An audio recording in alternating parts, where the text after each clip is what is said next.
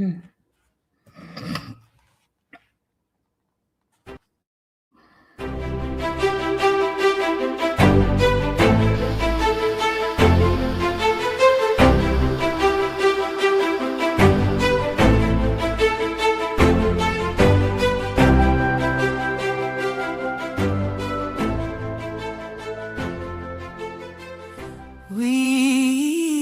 inspire greatness at track number 9. Stay on the right track and let your light shine. Step by step, reach for what's true.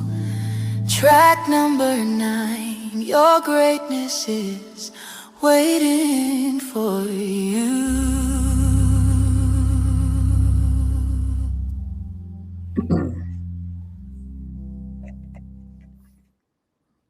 Good morning, good morning, good morning. Welcome to track number 9. So glad you're here. Get your coffee, get your tea. So happy you tuned in on your tablets, on your phones, on your way to your workouts, on your way to the market to run your errands. So happy you are here with me. God bless you for that. I want to start off by our guest today is just so powerful. I really have to do, a David Letterman monologue, but it's not going to be full of no jokes and comedy. I really want you guys to get an idea about who this guest is today. In 1963, Washington, D.C., a 15-year-old girl stands in the crowd at the March on Washington for Jobs and Freedom. She listens, she watches, and right there she makes a vow. She says to herself, I will spend the rest of my life serving people. That girl's name was Erricka Huggins. Now, Erricka Huggins grew up to become one of the most fearless women this country has ever produced. She joined the Black Panther Party. She led chapters. She fought for her people. And then 3 weeks after the birth of her daughter, her husband was assassinated. 3 weeks. She was a widow. She was a mother. And the government came for her next. They locked her up. They put her in solitary confinement. You know what Erricka Huggins did in that cell? She taught herself to meditate. She wrote poetry. She refused to be broken. And when they finally let her go, she walked out of that prison and built a school. She became the first Black woman appointed to the Alameda County Board of Education. Erricka Huggins turned every single thing they did to her into something that fed her community. And then there is Angela Davis. You know the name. Scholar, revolutionary, political prisoner. A woman who looked at this country and said, no, I will not be silent. I will not be complicit. I will fight. Angela Davis has spent her entire life standing up when it would have been easier and safer to sit down. 2 women, 2 warriors, 2 Errickas who looked at everything this world threw at them. Violence, imprisonment, loss, poverty, and choose to build anyway, choose to fight anyway, chose to love their people anyway. Now imagine a mother in West Baltimore. She just gave birth to a little girl, and she looked at the child and she decides this girl will carry something powerful. She named her after both of them. After Erricka Huggins, after Angela Davis, she gave her daughter a name that was not just a name, it was a calling, it was a prophecy, it was a charge. That little girl grew up in the projects of West Baltimore. She watched her community bleed. She lost people. She lost people to gun violence. She hit her own rock bottom. She faced her own darkness. And then, just like the women she was named after, she refused to stay down. She got up and she called a ceasefire on an entire city. Her name is Erricka Bridgeford. Erricka, and she is joining us live today. It's Women's Month, and today we are going to meet the woman who proved that a name can be a destiny. And I had to look at my little paper because I wanted to do our guest some justice. Man, I love this lady so much. I'm almost ready to cry. We ain't even get started. But please bring our guest into the studio. Thank you. Oh man, good morning. I had to read that paper, sister. I Oh, that's man. so good. Okay. We ain't even started. Listen, guys. You Wharton now already told you. officially, Wharton already told you that I will cry because I love her. I love thank her. you so I love what much. she did to our community. Really. You are now officially the person who has to introduce me every time, everywhere. Yeah, I definitely appreciate that. So, Erica, thank you for being here in the studio. Thank you And for just having me. super happy. So I guess I want to start off. Well, the name, your name, is just so Yeah, powerful, and being named after those two warriors, those two fighters for our yeah, people, just a beautiful. yeah, And I know your mother personally, and Miss Jerry is a phenomenal human being. yeah. Phenomenal human being. Um, yeah. So let's get started. I'm gonna ask you the first question. Like, at some point, this city took people from you, a brother, a stepson, a cousin, friends, and tell us about that. Tell us about like that loss and what it does to lose a person. Like, what does that that experience? Tell us about that, Erica. We may have lost Erica. Okay. All right. Well, she will be back. She will be back in the studio. And in the meantime, while we waiting for Erica to come back, Sister Cheryl, thank you for joining us from California. Yeah, Sister Cheryl, I had to make sure I read that piece of paper because our guest is such a wonderful human being, and the whole idea of God's destiny, because the people say, what's in the name? And there is a lot in the name. For instance, and not to stray off topic while we wait for our guest to return back to the studio, but if you have a name, Susan, Mary, Jane, then sometimes your application gets looked at. When you have a name like Malik, different names like that, more ethnic names, if you will. Good morning, Miss Anita. It's good to see you, my good friend from the Allendale community. Thank you for being here. But it's a lot when you get to naming your children. So yeah, names are powerful. Oh, sister's back. Hey, Okay. back. Come on. It kept saying that my even things kept getting wonky. Okay, but I think that I'm all good. Okay. Okay. So I was gonna say that the story about my name was a conversation between my mother and father.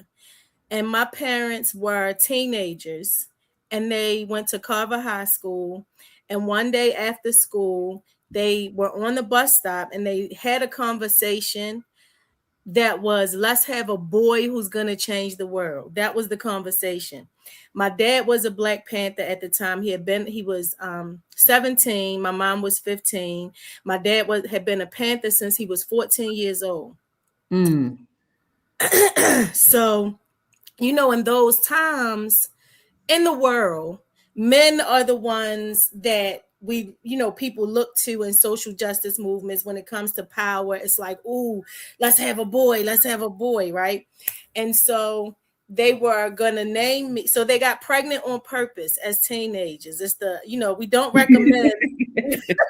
This is not a PSA for teenage pregnancy. However, things be divine when we don't realize that that's what's happening, right? So they got pregnant on purpose with the idea to have a boy who was going to change the world. They were going to name me after two men, Malcolm X and Patrice Lumumba. And Mm. so my name would have been Malcolm Patrice. So here I am, born a girl with birth injuries, only one hand, only four fingers, and instead of them being disappointed about any of that, they went, "Oh wow, she is about to be something else." And so lesson that, because so the vibration of my soul was Mm. answering a call to come here and Mm. help heal whatever was happening around me in my experience. They honored that. They had the vision, I had the vision on my side, and they didn't drop the ball just because I wasn't a boy. They went, oh well, she gonna be a girl with one hand who is helping to change the world. And so they chose two women. And I don't think they could have chosen two better women to name me after. And it is not lost on me that had I been born a boy, I would have been looking through the legacy of slain leaders, Mm. right? And I Mm. would never have been able to actually engage with these men in real time Mm. because I'm named after women. And these women are still alive, and I'm able to see their evolution and, Mm. they keep unfolding into as elders and as mamas. And I've been able to have email conversations with Erricka, and I've been able to meet Angela Davis during the pandemic on Zoom. And she zoomed in on my face. I had a question to ask her, and she zoomed in on my face. And before I could talk, she was like, "First of all, you are beautiful." And I was like, ah! Angela Davis just told me I'm beautiful. That's it. I can go now. So, but I wouldn't have been able to ask these women for guidance and to connect with these women, and to, like, I wouldn't have been able to do that if I had been born a boy. I wouldn't have been able to connect with those men. So I am just so amazed at my parents, because Mm. what 15 and 17-year-old are that grounded, not just in what Black people need and what's going on, in social justice movements, but spiritually attuned enough that they obey their spirit and they do Mm. the thing that you're not supposed to do when you're a teenager, which is get pregnant. Mm. Mm. That's some serious intentionality. Yeah, Yeah, from the very beginning. yeah, Very beginning. Praise God for that. Yeah, I was gonna ask you about like the loss. Like I had mentioned, you had lost a lot of people, yeah, and your brother, and things. And I know how difficult that must be. In fact, I don't yeah, call myself an empath or anything, but I just and I said on the show before that sometimes I just feel things so deeply when it comes to our people. Some days I feel the pain of our ancestors, and it's an indescribable kind of feeling. When I see things, I get triggered, and I feel it, and I cry. So one day I went to a couple of the sacred spaces that you yeah, had here, and somebody had to grab me, and somebody had to hold me, because a young lady was unalived in her car, and we were there, and that thing just came down on me so heavy, and yeah, my heart was so happy, and I just cried. I couldn't stop crying, and yeah, somebody had to grab me. yeah, Somebody had to hug me. You know what I mean? So even though that person wasn't my loved one, just being yeah, there, knowing that this person was so brutally murdered and whatnot, man, that thing hit me. So I'm like, want to ask you about that process. yeah. Girl, I think I might be grabbing this bad boy the whole hour. I'm not shy. I don't squelch my tears You should not. when I'm in You church should not. with coach and I'm Yeah, you praising should God. not. I cry and I say, "Thank you, God." I don't hide it no Yeah, more. I'm not afraid you to should. show my emotions or I'm feelings. gonna say one thing about tears, just because you just now said that, and then I'm gonna answer your question. So, um, our bodies are amazing vessels, and the way the Creator designed us in relation to our tears. So we have been socialized to wipe our tears away, and Mm, we're not supposed to wipe our tears away. We're supposed to let them fall. um in Eastern cultures, they believe that one reason to let them fall is because they always fall on your chest, and so they water your heart chakra, mm, right? And biologically, tears come down and they often roll in your mouth, and hmm. we go, that's They nasty, salty.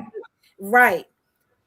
The reason that it happens that way, that they often go in your mouth, is because tears, like everything else, they have their own biological makeup, they have their own chemical makeup. Mm, When tears enter your mouth, the moment they interact with saliva.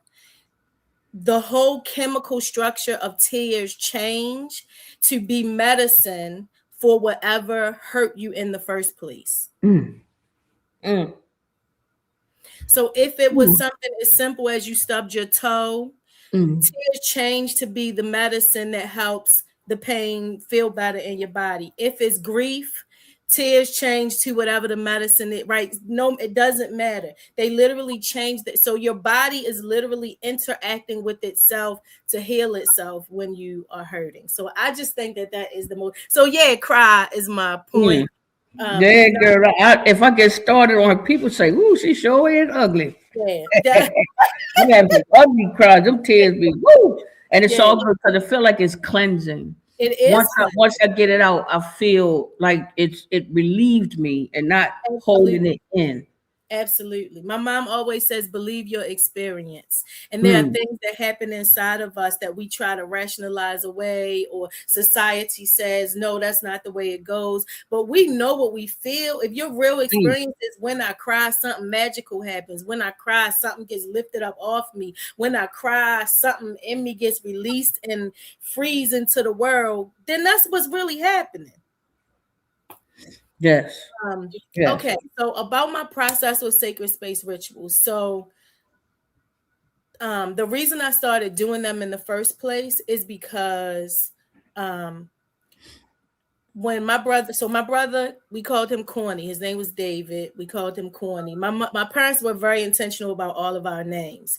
So I'm the only girl, and then I had 3 birth brothers, and I'm saying that because I have a little sister who is not my birth sister. She's my little cousin, but my parents raised her, so we got a little sister.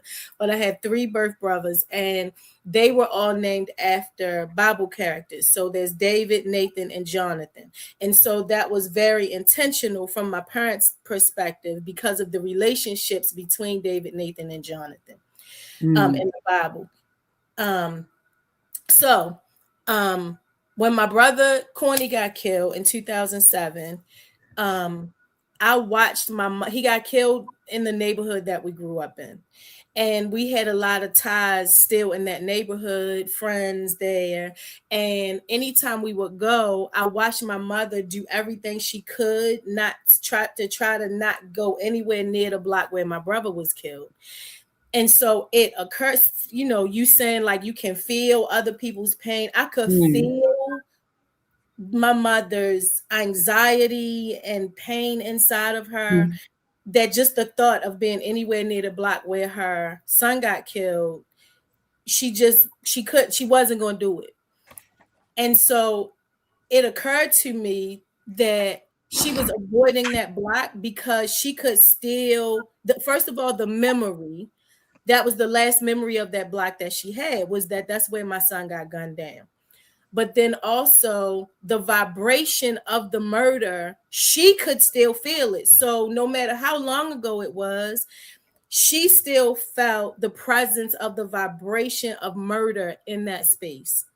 And so when we started the ceasefire, now this is 10 years later, literally in 2017, which is blowing my mind because it never occurred to me before this moment that it was literally 10 years later after my brother got killed that we started the ceasefire. Okay. When we went into it saying that if people get killed, we were going to go to the space to pour light and love in the space. And the reason that I had that idea was because of what I had been watching my mother go through for 10 years. She had never up to that point gone anywhere near the block where my brother got killed. Mm. And so I knew in me, people need that space cleanse. They need something else as the last memory in that space. Neighborhoods need that too, and the people who got killed deserve that, right? Baltimore lives actually matter, and so we need to, just like somebody showed up to take a life and cause trauma because of whatever trauma and insanity was going on in that mind. Because let's be clear, murdering somebody is not a sane frame of mind, right? You are not well when you are in the mind of murder. And so the people just deserve more. And so we knew we were going to show up in those spaces. So we did that during that first ceasefire weekend. While Baltimore went, over 40 hours with nobody getting killed at at a time when people were being killed every 19 hours in the city. So it was a big deal that nobody got killed. Like it was 42 or 43 hours before somebody got killed. And it meant so many people were now paying attention and they weren't numb to it. They showed up at the space with us to bless the space, to pour light and love into the community, to honor the life. And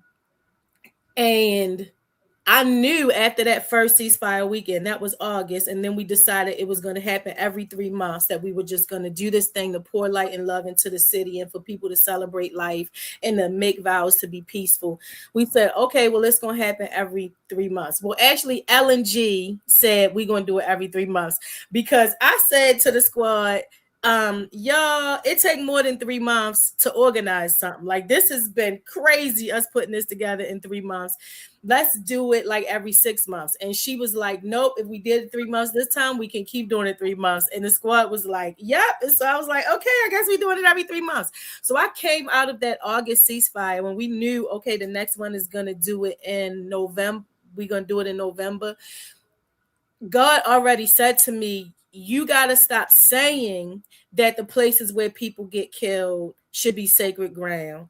You have to start doing it. It's not just about what you say. So yes, thought and word absolutely produce things in the physical realm, but thought, word, and action all together in this realm, whole different level of what now gets manifested.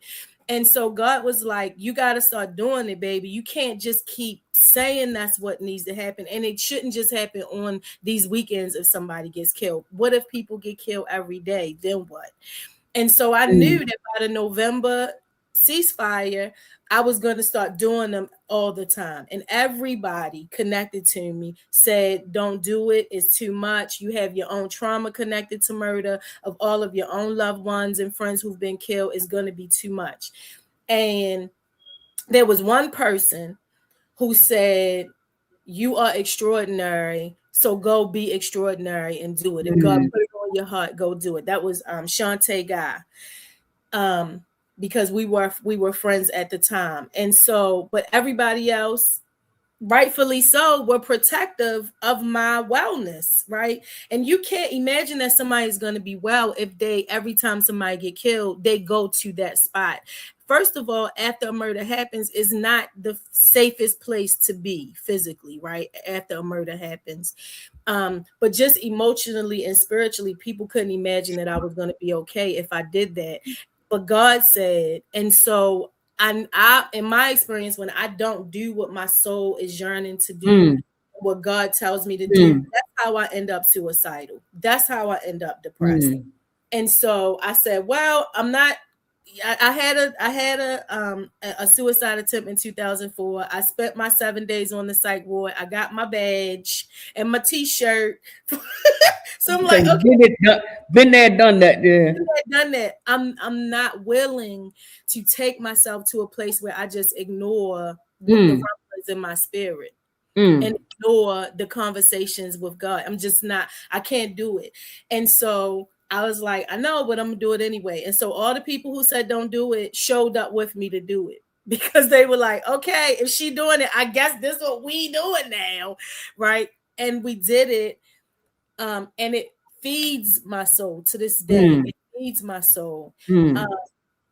I have had to learn. You asked about like what is my process.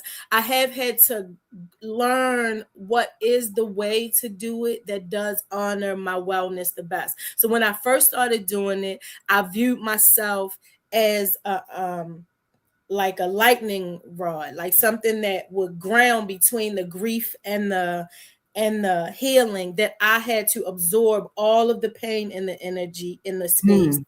And that I had to then do alchemy with that pain and turn it into love and light and healing, right? So every single time I went into a space at first, I felt the pain of the shooter. I felt the pain of the person killed. I felt the pain of family members and like I just felt everything about the incident. I felt it, and then I would cry my way through it while I was in the block. I would pray my way through it. I would call on ancestors. I would call on the spirit of the person who was killed. Like I would, and then so in that process, I would let love and joy and peace come through to be a blessing in the space. Doing it that way started messing with my nervous system, because you can't make an agreement to keep absorbing pain on purpose over and over and over and over and over again. So I had to shift my perspective about what was actually necessary and what is my goal when I show up in that space. My goal is to leave love and light there so I can start at love and light. I don't have to start at let me absorb all the pain of the thing and then pour it out. My intention is enough. I get on the ground on purpose because my physical body wants those physical bodies to know they were not alone in this experience. I want to get on the ground, see what it was they saw in their last moments. That's something about that is ceremonial to me. Something about that, you know what I mean? And even though they have left their body and they don't need it no more, and they're not even worried about their body no more for real, the people who are still here in bodies do. So my body has something in honor of that body that says, don't let their body be the only one that was on this ground. And the ground literally cries out. And so I answer it with love and light in my body, but I can show up that way. So I make sure now that before I come out to do sacred space rituals, I'm praying in the morning, I'm dancing in the morning, I'm singing my favorite songs. I'm just like filling myself with love, filling myself with light. I'm talking to my brother that got killed. I'm talking to my brother 2 years ago. Another one of my brothers died, just fell and hit his head and had a brain bleed. Just was, just he took an exit ramp that was like, it's not gonna be nothing tragic.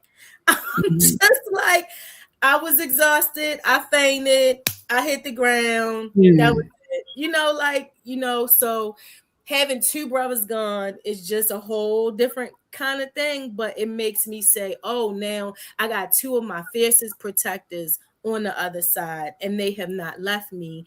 And so I talk to them before I go into these spaces. So I bring with me, often if you come, you'll see me with earbuds in, or you'll hear music coming from my pouch, because I keep filling my body with joy while I'm in a space that is full of darkness. Because darkness, you don't show up and fight darkness, right? Light doesn't fight. Light knows what it is. Light has the confidence of, I'm light, what I gotta fight somebody for? Darkness is just the absence of me. That's it. If I'm light, that's all darkness is that I wasn't there. So all I have to do is show up. I don't have to show up swinging a sword. I don't have to show up cussing nobody out. I'm light. If a room is dark, you need one tea light candle, and it changed the whole way the room look and feel. So I learned that if I'm going to be well, I need to make sure that I'm full of as much joy as I can possibly have as I'm going into these spaces. Because I got to a point where it wasn't just ceasefire weekends where I could feel that somebody was going to get killed, because that started happening throughout the 6 of us in the squad, the organizers of the movement. We all started being able to feel when somebody was going to get killed.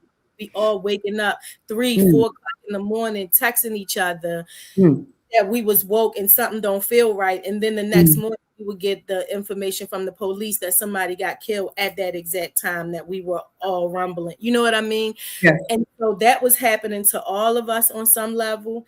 And then it started happening to me all year round, where all year I was feeling when people was getting killed. And that was messing me up. And so I realized I had to change what my process was, that it was about my joy, like that my pain matters, but it is joy that's going to heal pain. It's not more of me thinking about how painful this is.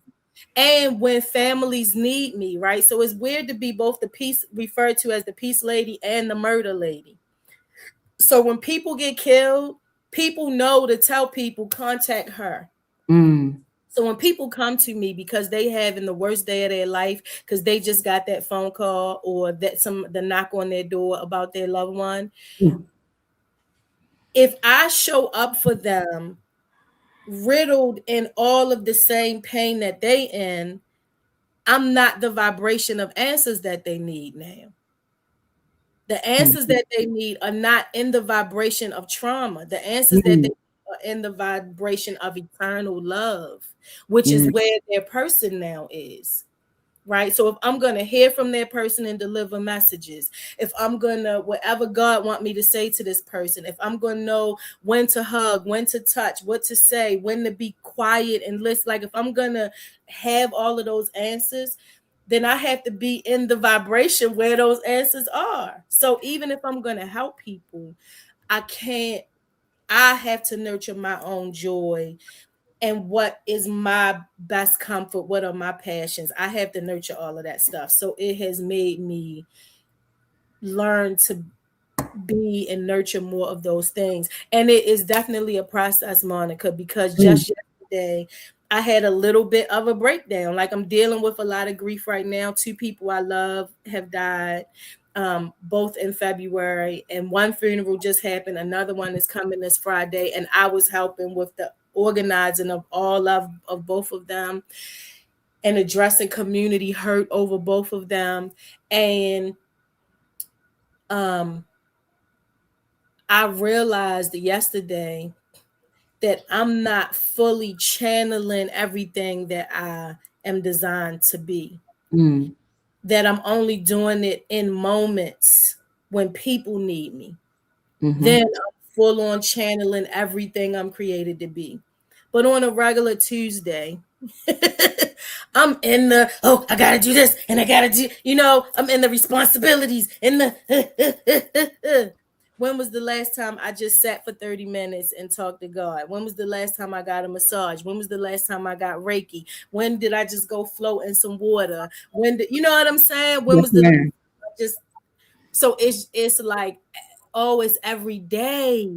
I'm supposed to live in my own realm of joy, Mm. peace, and passion because I can't control what's happening in this outside realm around me. But when I live in my realm, Mhm. where there's lights everywhere, sparkling, when I live there, then I'm able to do things that people are like, Erricka, it don't work that way. You can't do that. And I'll be like, it don't work that way where y'all live. It worked that way over here. It watched me, And so I just yesterday had to have, like, I cried most of the day and then I slept most of the day after that because I needed to release and just recalibrate myself to this remembrance that I have to put my divinity first. I have to Mm. nurture my joy and my peace and my comfort first, and then schedule the meetings, and then schedule the work, and then I have to be first. Because if God forbid all of it burns me out and I leave tomorrow, somebody else going to show up and be hired to do all of the things that I was doing, but nobody will ever be able to bring God into it the way and Mhm. my particular perspective. They'll bring it their way, but my particular magic, just like everybody's, is a very unique thing. And if I'm not honoring and respecting, my man was saying that to me last night. He was like, every time somebody call you, no matter what was happening and what was missing, you show up and then you bring God every single time. Mm. And you're not respecting what she requires every day when nobody is looking. Mm. Mm. So that's what I'm literally in day 1.5 Yeah. Yeah. of, Yeah. of that mindset. Like, oh, it's every day I gotta respect and honor what she need, because she gonna show up and bring God every time. Yes. I don't know, man. I have a whole slew of people on here. I have Irena Pretty, Delmont Player, my cousin Ancita, Sharon Dews, Sarah Citrone, Cheryl Starrett, just so many people, Roxanne Prettyman, Nadine, my other cousin LaFay, Allen, brother Robert Winslow, and all of the people who Hi, joined me here. family. All of these people who joined me on it, Sister Terry from the National Council for Negro Women. Most of the people on this call and well on this platform, they join me because these are people that I communicate with. They can always call me, and it's all in love. That's why I wore my hat, because everything that I do and everything that you do, the core of it and the essence of it is LOVE. Yep. And it's just and when you love hard, some people say, the older folks used to say that gal, she loved hard. Right. You know what I mean? When you get your little heart broke, you on the floor. Some people be like, oh, he quit me. Oh well, see you later. And some people say that turkey done quit me and they can't get up off the floor. And your grandmother saying, get your tail up, gal. Right. There's more fish in the sea. Get up. Right. Older people are just more they were less emotional, but they still loved and loved hard. You know what I Yeah. mean? Yeah. But Yeah. I had experienced with that sacred space that you do, the ritual. We were over East Baltimore, and one of the young people the youth had been unalive. That's in a challenge to change. Uncle T deal with Oh those yeah. people in East Baltimore. And Yeah. when I was standing at that alley where the young man was murdered, and you was doing your thing, I just happened to look around, and I could see his friends. Woo, Mm. man, listen. Mm. Mm. Mm. Uh, Mm. I could see the young man's friends, Mm. and how that one incident affected so many other human beings. And the young Yeah. kids that I was looking at, I mean, these dudes look like they would never cry. I'd be like, man, they look hard. I mean, them boys look Yeah. hard. They look tough as nails, gangbangers, but they was tough. And to see them and the hurt for their Yeah. friend, it was Yeah. just crazy how the impact of what we go through, our community, the impact of what happens with one mother, Yep. one child, one friend, one classmate, even the teachers Yep. when they Yep. lose their students. Yeah. Yeah. Man, that thing hit me so hard. I was like, God, I always just ask God to just help us. Yep. That's all I Yep. can say. Sometimes that's all I can say. Yeah. Yeah. And help is always not just available, it's literally always there. Like Whew. Ah. it's literally always there because there's no my mother said my brother that got killed struggled with drug addiction in some parts of his life. And one time when my parents went to go find him and found him in a crack house, my mother was saying to him, there is no amount of darkness or pain that you can be in where my love can't find you. Mm. Amen. And Whew. that is what God is, right? My parents told me God is love. So even if you're an atheist and you don't believe in God, if you believe in love, you're experiencing God whether you like it or not, because love is God. Love is whether you call it source or creator or whatever it is you call that vibration, it is in its essence, it is love. And so love, there's not a time. The only way that love is not Whew. available or present is because humans are doing things to keep it from getting in, to keep Mm. it from reaching us. We're resisting it, we're blocking it, and so like this is one reason why I have learned to change even my language when somebody transitions, because I used to say, oh, I lost so and so, right? So saying that I lost them means that I can't find them, Mm. which now that perception blocks me off from my awareness of their eternal presence. And we do the same thing with God all the time.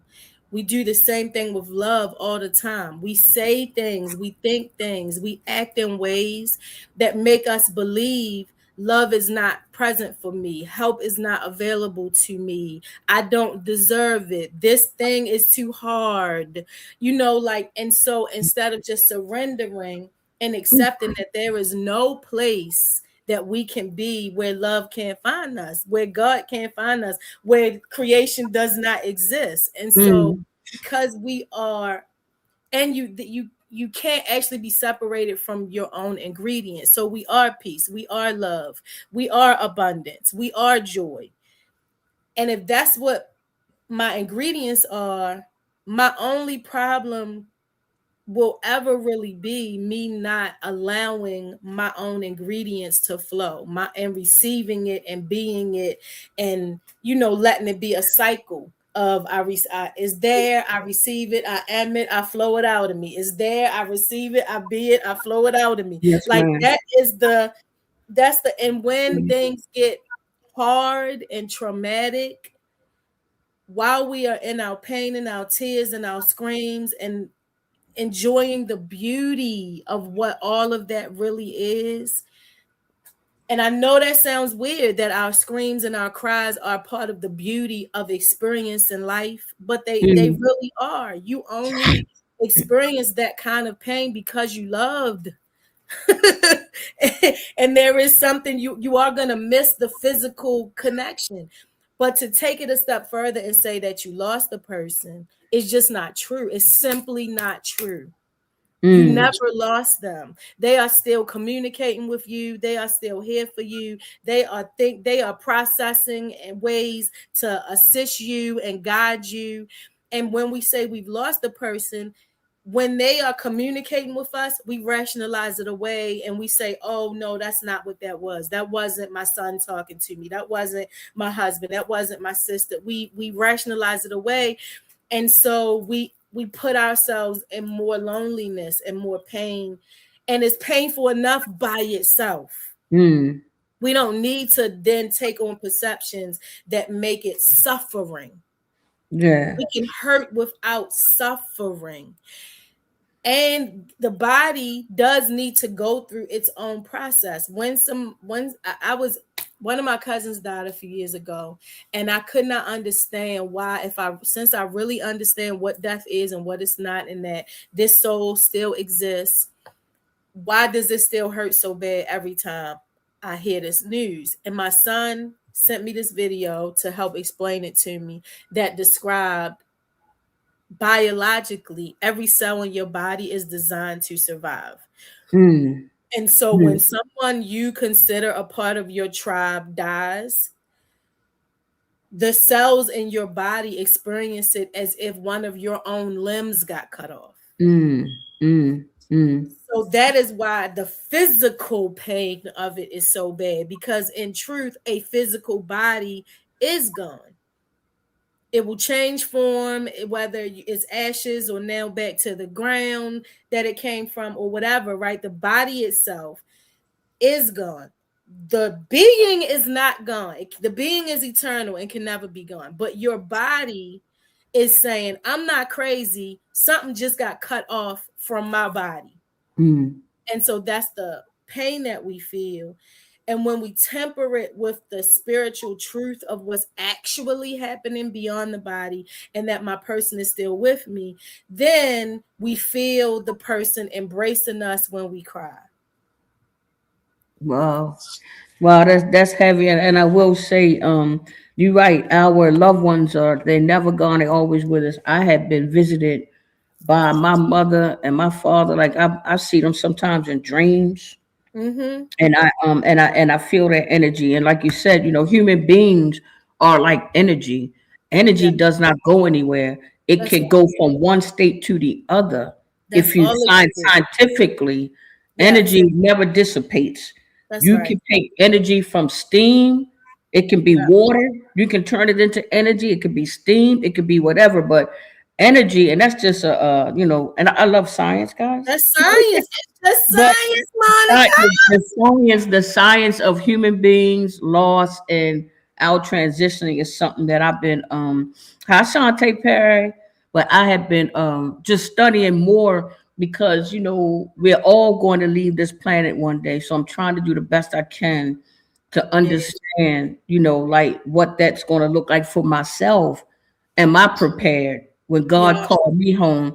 Did I do Mm. the things that I was supposed to do when my term is up? We just came out of Ramadan, and yesterday was Eid Mubarak to all the brothers and sisters here. Brother Delmont Player, he's on the line. I know my man. He observed Ramadan, and yeah. So whatever your spiritual walk is, sometimes I go to church. I like to worship. I believe in Islam, but I like to worship. I go to Sister Nadine be having me in church, and Sister Crystal Parker be having me in church, and I go and I fellowship at different churches. God be laying it all down. Oh, I'll be like, oh, Right. thank you, Lord. In Arabic, it's ilaha illallah.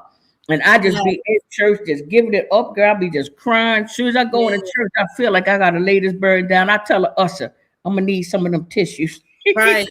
soon as I Right. come through the door, I already Yeah. let the usher know, baby, I'm gonna need some of them. And I just kind of let it all out. And I pray to everybody that's listening, my good friend Irena Pretty, Michelle Madison, my homegirl, DeWanda Farmer. We got Charlene on here from What's Up Baltimore. Man, who else we got? We got Sister Roxanne Pretty, man. Oh man, beautiful soul up in Sandtown. Sister's really good. My cousin LaFay, brother Winslow, Robert Winslow from Emerson Village, Collie.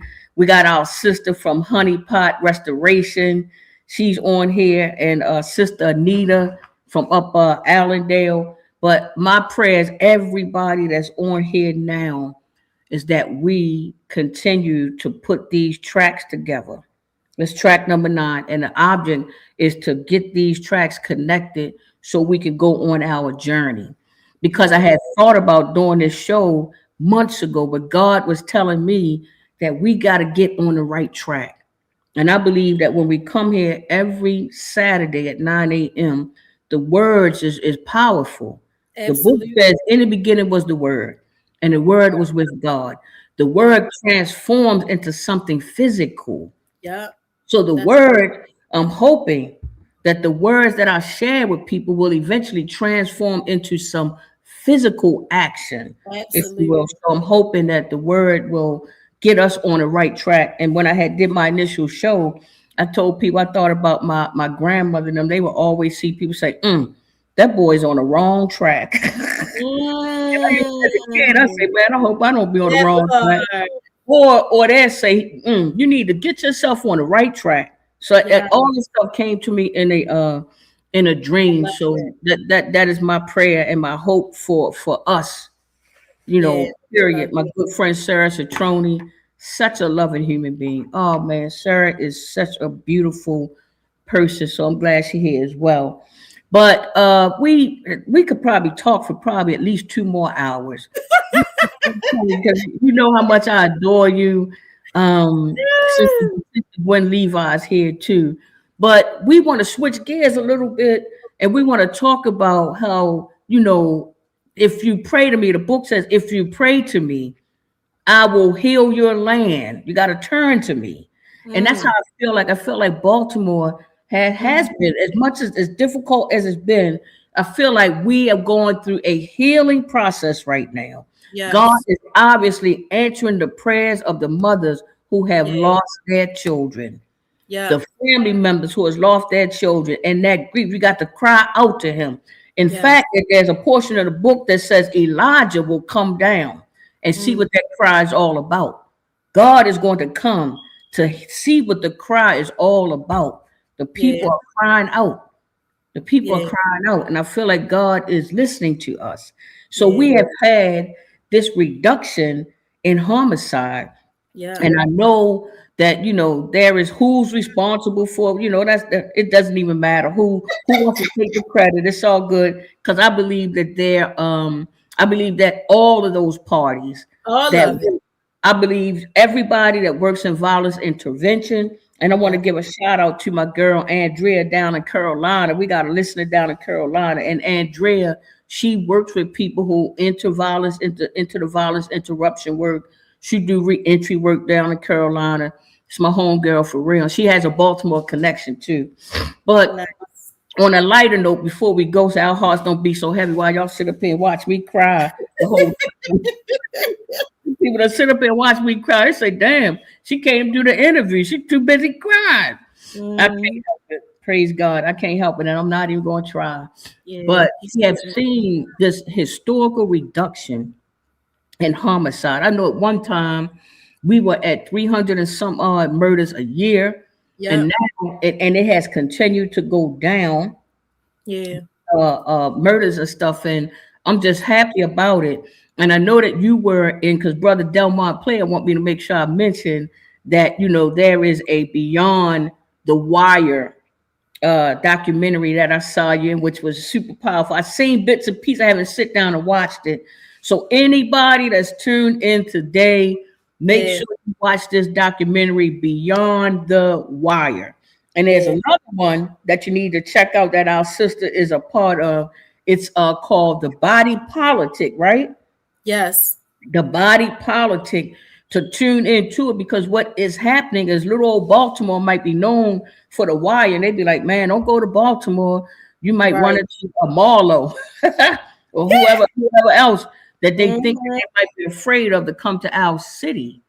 But Right. also, there's some other things going on here. There's some really good things going on in our city. And I want us to always stay encouraged. Some of us are formerly incarcerated that's tuned in today, including myself. And I know some of the things that we bring to our community because we've had that lived experience. So we know Yeah. what it's like to be in pain, to be in the streets, to be selling drugs and not be home doing your homework and not Right. be in the Right. house with your family. So Yeah. talk about those two documentaries just a little bit, if you will, before we run out. Well, so Beyond the Wire is premiering in June at the Senator Theater. Has two screenings now because the first one got sold out, and so now they scheduled an encore performance. So you want to search for Beyond the Wire. Rashim is the woman who is behind all of it. And it is I can't wait to see it myself because I haven't seen it. So I can't wait to see it myself. I'll see it on the big screen with everybody. But that trailer took me completely out, which you're showing right One now. of the on greatest screen. marketing pieces that Baltimore City has ever received is The Wire. One of the main characters from The Wire is Marlo. I served time with the real Marlo, who's actually home now. Bodie. The system was clever enough to take his name, Ronald Bodie Boxer, and chop it into pieces and gave one guy this name, one guy that name. Henry Marlowe said the same thing to me, saying, bro, we gotta really be meeting people's survival needs. Marlo, who was once part of the problem, is now part of the solution. Ask someone about Baltimore, first thing they think of is The Wire, unfortunately. I really am pissed about that in terms of the damage I think The Wire did to this city. The stage has already been set that Baltimore is just drugs, violence.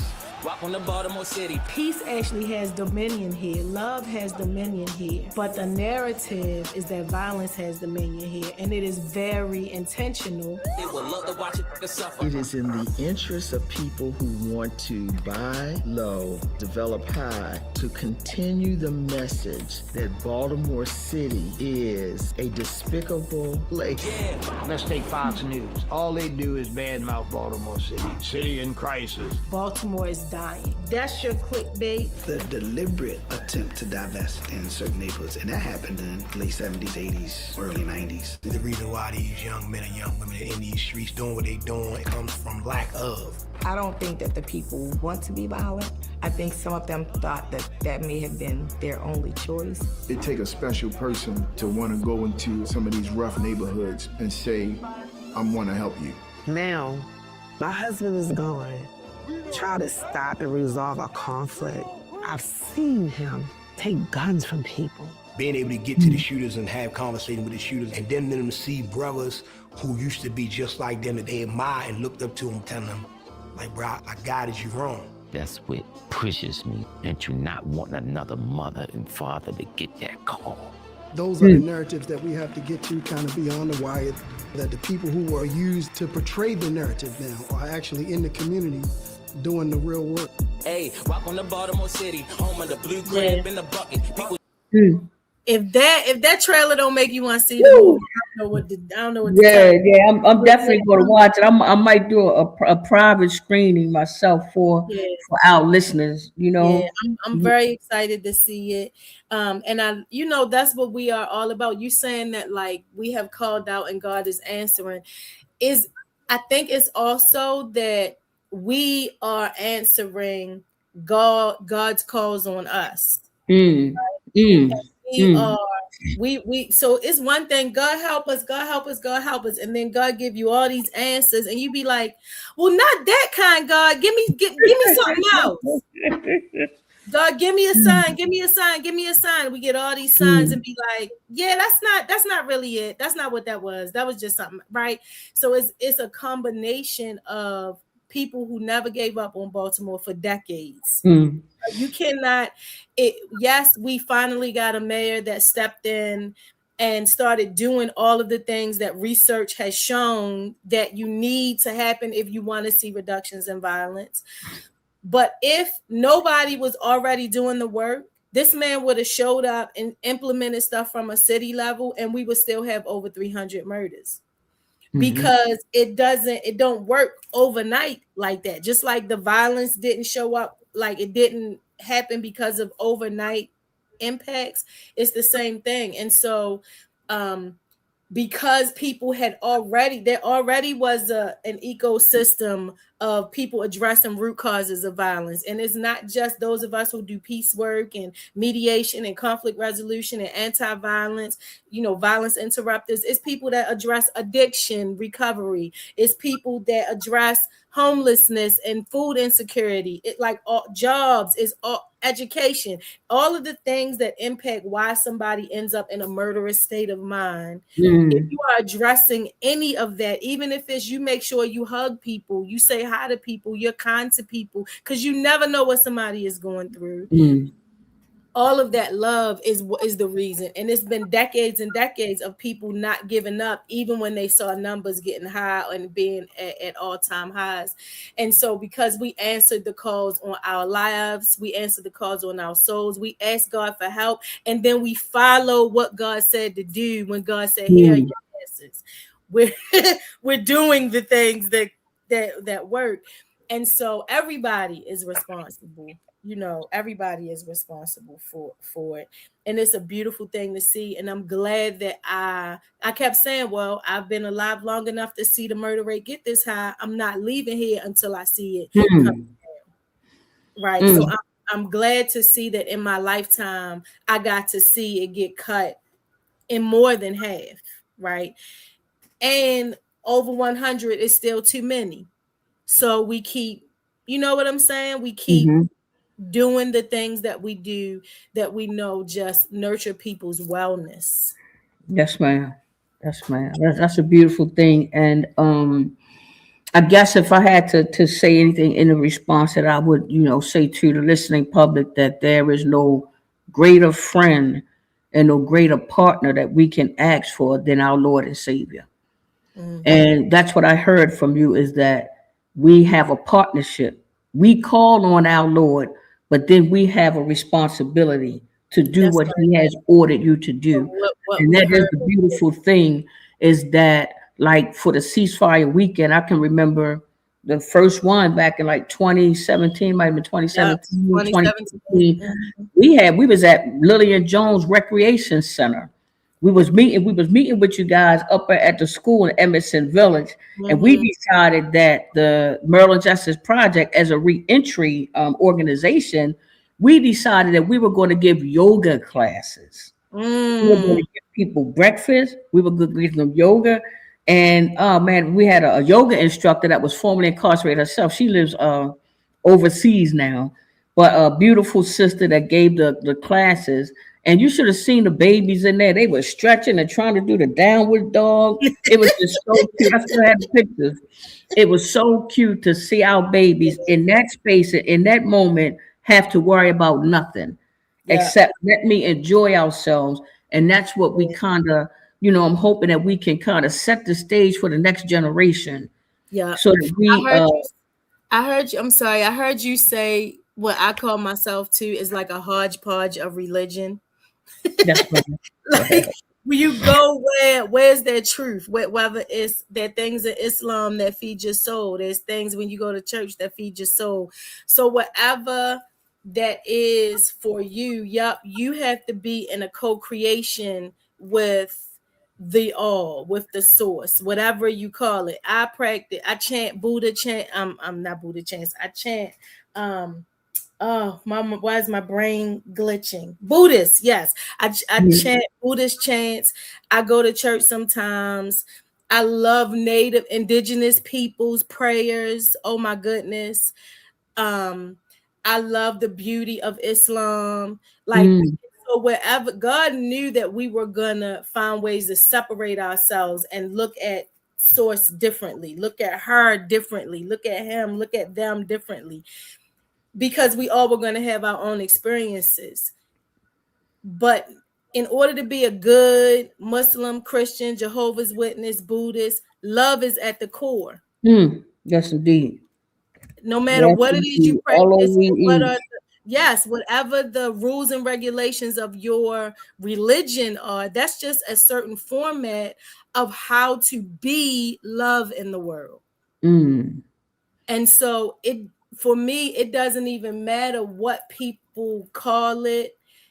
What matters is, are you obeying love? And the root of obey is to hear. And so are you following what it is you heard?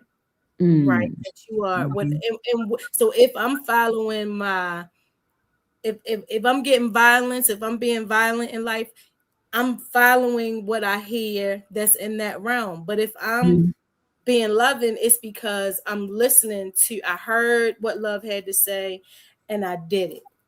Yes, ma'am. Okay, well, we're at the end of our time, but I gotta take just an additional 2 or 3 minutes because I want people to know that there is a mediation that you can take because a lot of stuff that go on. I've seen instances where a father have killed a son. I've seen instances where a brother has killed a brother. I've seen instances where stuff happens and you say all this stuff is just conflicts. I know Brother Delmont is a part of one of the processes where they call it Stop the Beef, where you can actually call this hotline and say, hey, let's try to sit down and mediate this thing and work things out. I've seen people get so angry at their coworkers. They go on a job and you say, damn, everybody, they done killed everybody, even the guy that worked in the basement. He ain't doing nothing, he just mopping the damn floors. Oh, excuse my language. But it's that anger. I'm just glad you did it. You know, I would have cussed at least 17 times by Yes, now. ma'am. And I have been like, oh, let me watch my language. Or Yeah, my, I'm doing better, but from you and not me. well, I will say I'm doing better because I actually like cussing. Oh, it is one of my love languages. But I'm doing better at watching my language, inshallah. But yeah, because we've seen they call it going postal. There was these incidents that just kept happening where somebody would go to the plant and then somebody would shoot up the whole plant, and you'd be like, man, they didn't kill the damn janitor. He ain't there for 3 days a week. He couldn't mess with nobody. Right. But People kill people over parking spaces. Like, we have not been socialized to know how to handle disagreements and differences in a way that are peaceful, and actually still gets our needs met. So we get violent. We live in a world that says violence is power. And so when people don't feel in control, they do violent things, whether it's out of their mouths or otherwise. They do violent things to try to be in control and have power. So for 30 years, the Community Mediation Center in Baltimore has been here offering free mediation. So no matter what the conflict is about, legal, illegal, awkward, not accepted by society, you having a conflict about something that people would frown upon, it doesn't matter. And we have fought to make sure that it's confidential by law. So no matter what people talk about in mediation, mediators cannot report it to anybody unless you're talking about some future harm you're planning to do to somebody. Then we gotta tell somebody, right, to we break confidentiality there. But outside of that, people can talk about ongoing violence, they can talk about past violence, they can talk about things that have happened or that they're doing that's illegal, and mediators can't tell anybody about it, because the goal is that there is a safe space where no matter what the conflict is about, people can yell, scream, cuss, interrupt, really say all the things they need to say, and the mediators are trained to make sure everybody feels heard and understood, and to help people get themselves to a space where they come up with all the ideas about, okay, now what would really fix it? Now that we've vented it all out, what would actually meet my needs to fix it? And they come up with agreements, and they get agreements that work for everybody that's involved. And the mediators never give advice, never give suggestions, because I can have all the most brilliant ideas in the world, but I'm not going to be living your life after you leave the mediation.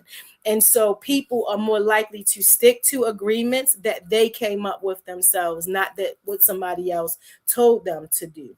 And so they leave with very detailed agreements so that they don't have disagreements later about what it was they agreed to, right?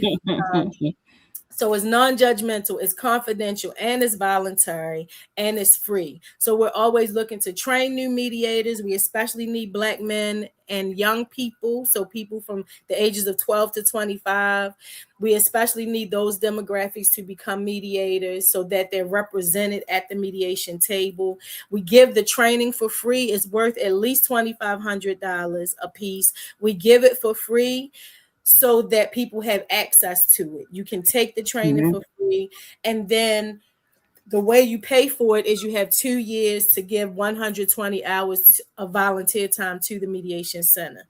And so because we have mediators who are professionally trained and they are volunteers, that's one way that we're able to keep mediation service free. We also offer conflict coaching, which means, let's say me and you have a conflict, and I call the mediation center and I want to go to mediation. But when they talk to you, you like, no, F Erricka, I don't want to talk to her. She gets you smart. Well, the conflict is still going to be going on. It's not going to stop just because you don't want to talk to me. So we also offer conflict coaching, which is on Zoom, one-on-one. I can have a coach, and then you can have your own coach. And that coach is helping each person think through, what are your goals in the conflict? What has your role actually been in the conflict? And what strategies do you need to come up with so you can handle the situation in the most peaceful way, in ways that will work for you, in the space where you don't want to sit down and talk. So if you don't want to go to mediation, you can still get a conflict coach to help you still come up with peaceful strategies to deal with things. All right. Well, thank you. And thank you for allowing us, people who are still here, thank you for allowing us to go over by like 7 minutes. But that's when you know the stuff is good. I don't even want to end, man. We can just roll forever, inshallah. But I would really like to eventually invite you back in the future. Yeah. And I have so enjoyed you. I love you. I adore you. Whether we are virtual, whether we are in person, I just absolutely adore you. And I appreciate our ancestors for sending you to us. I appreciate our ancestors for sending you to us. And thank you everybody who bared my little raggedy tissue and stuff. Much love to everybody. I saw people saying they had people that got killed that they love. Much love to all of y'all. I saw people saying, I love you, Erricka, you're an angel. Da-da-da-da. So I just want to say thank you. I'm really grateful for being here, and I love you so much, Monica. I love you too. I know my man Dono, if he was on here, he would put in the comments, she about to cry. He already know I try to drop him a hat, but it's all good. That's just my love for us and our people and for human beings. I told people in a minute, I'm in love with human beings. I absolutely love human beings. So I feel things and I respond and I react. So anyway, thank you guys again for coming here to be with us, track number 9. Every Saturday, 9 a.m. Hit the subscribe button so I don't have to keep sending you all them text messages. I'll be texting the hell out of people. I love y'all. Have a good Saturday. God bless you. Thank you, Erricka. Thank you. We inspire Greatness at track number 9. Stay on the right track and let your light shine. Step by step, reach for what's true. Track number 9, your greatness is waiting for you.